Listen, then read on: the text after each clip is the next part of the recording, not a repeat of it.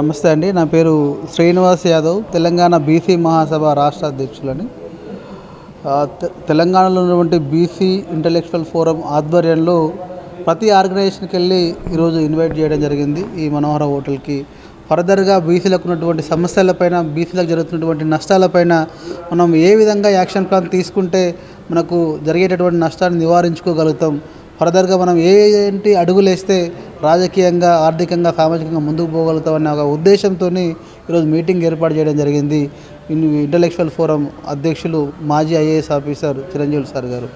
మా యొక్క main intention ఏంటంటే, మీరు ఏదైతే 2023 నవంబర్లో జరిగినటువంటి స్థానిక అసెంబ్లీ ఎలక్షన్లలో మేము అధికారంలోకి వస్తే వితిన్ 6 months లోపల క్యాస్ట్ సెన్సస్ చేసి స్థానిక సంస్థలలో మేము 42% బీసీలకు రిజర్వేషన్ ఇస్తామని చెప్పేసి అప్పుడున్నటువంటి పిసిసి అధ్యక్షులు, ఇప్పుడున్నటువంటి ముఖ్యమంత్రి రేవంత్ రెడ్డి గారు ప్రతి ఎలక్షన్ సభలో, ప్రతి నియోజకవర్గ కేంద్రాల్లో మాట ఇవ్వడం జరిగింది.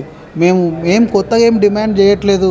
మీరు ఏదైతే అధికారంలోకి రావడం కోసం ఏదైతే మీరు హామీలు ఇచ్చారో ఆ హామీలను మీరు నెరవేర్చండి అని మాత్రమే మేము అడుగుతూ ఉన్నాం.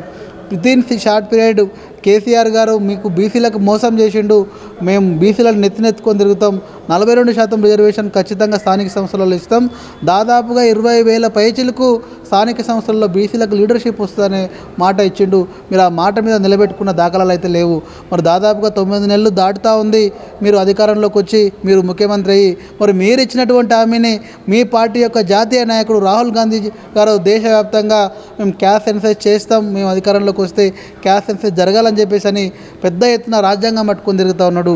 మరి మీరు యొక్క మాట, మీ యొక్క పార్టీ యొక్క లైను మీరు దాటుతున్నారని చెప్పేసి దీన్ని బట్టి మీకు అర్థమవుతూ ఉంది. మీరు ఎందుకు తెలంగాణ రాష్ట్రంలో, మీరు అధికారంలో ఉన్నటువంటి తెలంగాణ రాష్ట్రంలో క్యాస్ట్ సెన్సస్ చేసి స్థానిక సంస్థలలో రిజర్వేషన్ ఇవ్వట్లేదు అంటే మీ యొక్క పార్టీ నాయకుని యొక్క మాటకు మీకు గౌరవం లేదా?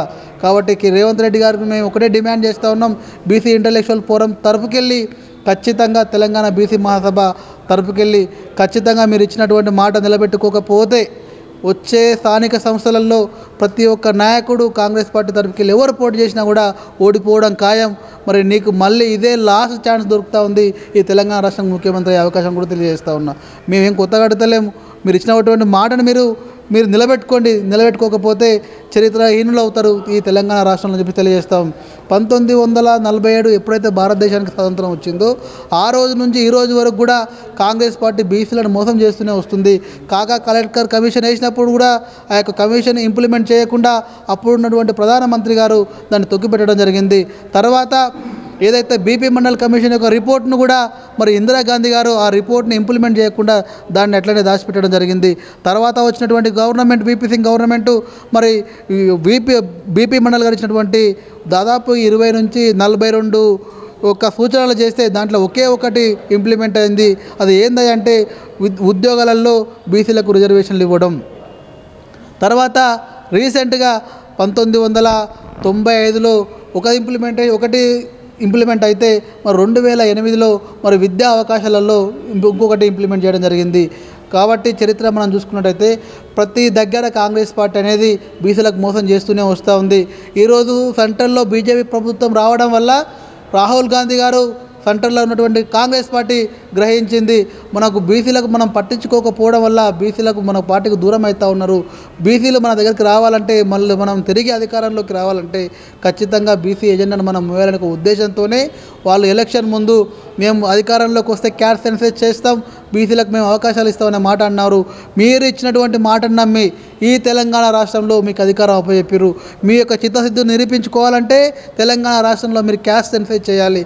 క్యాస్ట్ సెన్సస్ చేయలేదు అంటే రాహుల్ గాంధీకి ఉన్నటువంటి క్రెడిబిలిటీ దేశవ్యాప్తంగా మీరు పోగొట్టిన వాళ్ళు అవుతారు.